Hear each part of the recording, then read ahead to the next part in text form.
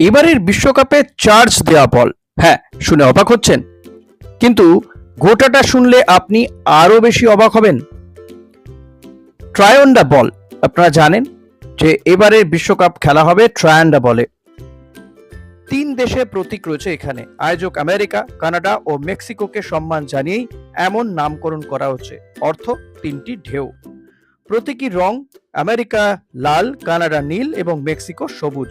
বলের গায়ে তিন দেশের জাতীয় পতাকার রং ও প্রতীক। নকশায় মাত্র 4টি প্যানেল ব্যবহৃত, যা বলের নিয়ন্ত্রণ ও ভারসাম্য বাড়াবে। সেন্সর ও এআই প্রযুক্তির কথা বলছিলাম।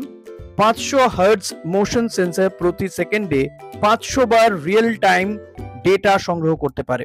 হ্যান্ডবল, অফসাইড থেকে ভিএআর প্রযুক্তিকে নির্ভুল করবে। চার্জিং সিস্টেম জানলে অবাক হবেন। অত্যাধুনিক চিপ থাকার কারণে প্রতিটি ম্যাচ শুরুর আগে এই ফুটবল পাম্প দিতে হবে না, দিতে হবে চার্জ। একবার চার্জে প্রায় 6 ঘন্টা চলে। ওজন অপরিবর্তিত থাকবে। মাত্র 14 গ্রাম সেন্সর থাকা সত্ত্বেও বলের স্বাভাবিক ওজন, বাউন্স ও গতি অপরিবর্তিত থাকে। কি জেনে অবাক হলেন তো?